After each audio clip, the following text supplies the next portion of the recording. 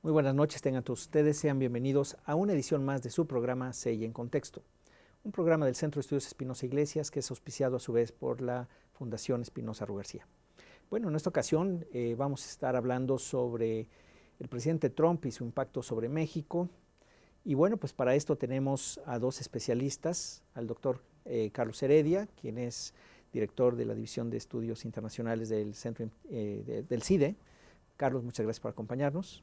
Muchas gracias, Enrique, un gusto estar compartiendo la mesa con ustedes. Muchas gracias. Y el doctor Isidro Morales, quien es profesor investigador del TEC de Monterrey, en la Escuela de Gobierno. Muchas gracias, Isidro, por acompañarnos. Gracias, Enrique, gracias por tu invitación. Bueno, pues todos los días estamos escuchando noticias sobre Trump y quizás, a pesar de que esto lo estamos grabando prácticamente en el día que sale, de todas maneras, de aquí a mañana puede ser algo nuevo. Carlos, ¿cómo ves tú este ascenso? ¿Cómo lo visualizas en su relación con México? En la campaña hubo de todo. Cuéntanos un poco y así podemos empezar quizás. Mira, un colega, amigo de nosotros tres, Alejandro Ope, que escribe sobre temas de seguridad.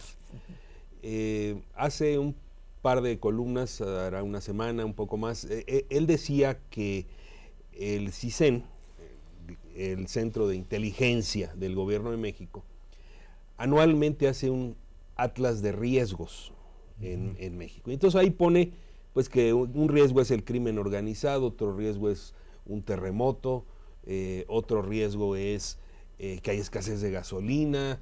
Esos son riesgos a la seguridad nacional. Pero nunca pensamos que un riesgo sería que el gobierno de Estados Unidos se volviera contra México. Es decir, nos pusimos en piloto automático con el Telecán desde el 1 de enero de 1994, 23 años, y decimos, bueno, pues por ahí todo va bien, ahí es ganar, ganar, ahí no va a haber alguna modificación abrupta, y pues nos faltó un trabajo más profundo de inteligencia, porque ahora, Enrique, Isidro, nos encontramos en una situación en donde el gobierno de Estados Unidos y particularmente el señor Trump ha hecho raja política de pegarle a México, de pegarle al gobierno de México, a los mexicanos, desde el día 1 de su campaña. A veces matiza después, a veces no matiza, pero lo sorprendente es que durante la campaña eso le redituó un mayor número de votos. Y él iba a un mitin y preguntaba ¿quién va a pagar el muro? Y las masas contestaban México. Entonces, esta muy perspicaz, este señalamiento de Alejandro Ope, a mí me lleva a definir la situación en que estamos hoy como una guerra cultural. Una guerra cultural quiere decir que tu identidad la defino yo desde afuera. Es decir, Trump nos define a los mexicanos. No somos nosotros quienes decimos los mexicanos somos así, hacemos esto, queremos esto en el mundo, en nuestro país, sino alguien de afuera dice, los mexicanos son criminales, son violadores, son narcos, ¿sí? Y le dice a todo un país, así son los mexicanos. Imagínate la gravedad del asunto a la que nos enfrentamos, porque no es solo el gobierno del señor Trump o una parte de la clase política estadounidense, sino 18 meses consecutivos van en donde en el imaginario del pueblo de Estados Unidos la identidad de los mexicanos no es definida por los mexicanos, sino por el señor Trump, y en términos pues de insulto, de desprecio, de un supremacismo blanco que, digamos, discrimina a los mexicanos. Y esto no lo digo en afán de victimismo, no de hacernos las víctimas y cortarnos las venas, etcétera, sino de señalar que no estamos únicamente ante una disputa comercial o ante un diferendo diplomático. Esto es mucho más profundo. Estamos ante un desafío mayor, porque la definición de México y los mexicanos está siendo hecha desde afuera en términos absolutamente denigrantes, para nuestro país y para nuestros compatriotas.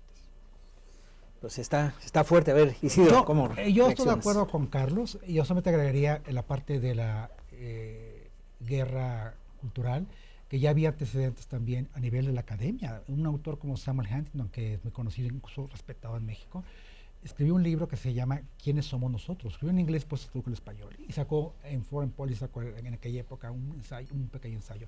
Y ahí abiertamente plantea que los mexicanos que viven allá en Estados Unidos, ilegales o no, no se adaptan a la cultura americana, no se quieren americanizar y que por tanto es una amenaza para la cultura americana, así lo plantea, y son una amenaza porque no quieren aprender inglés, porque mantienen su cultura de familia, etcétera, etcétera. En aquella época sí hubo o de poquito después sí hubo una estrategia, y quiero ahí para que, digamos, ver la otra parte, la parte mexicana, sí hubo un intento de contestarle a Estados Unidos. Y Miguel Bazañez fue uno de los principales. Hizo una serie de estudios, que después además fue embajador de México por corto tiempo allá. Estudios mostrando que la población latina y concretamente la mexicana sí se adapta a la cultura americana. Sí aprende el inglés, pero conserva el español, tienen todo el derecho, ¿verdad? Trabaja, se integra al mercado de trabajo y además apoya la democracia. Apoyo del activismo, la sociedad abierta, y están bien ahí. Entonces ahí hubo un intento de contrarrestar esta imagen que se empezó a hacer desde la academia y que de alguna manera u otra la prensa misma, sin ser articulado, ¿verdad?, lo explotaba también, porque que era México un país de bandidos, un país de narcotráfico, un país de ilegales. El problema Trump y toda su clientela es que han sabido articular esto como un estigma y como un enemigo a México, y eso me parece sumamente grave, porque es volver a la política de Alemania, de Carl Schmitt, como todos sabemos, en donde él definió muy bien, la política no es más que buscarte un enemigo, y toda tu lógica política es justamente cómo combates a tu enemigo, y si en aras de combatir a tu enemigo tienes que suspender las garantías democráticas, que es lo que pasó en Alemania, lo tienes que hacer. Hay que releer a Carl Schmitt para ver cómo con el pensamiento de Huntington y lo que está pasando en este momento en los Estados Unidos va por ese camino, apoyado incluso con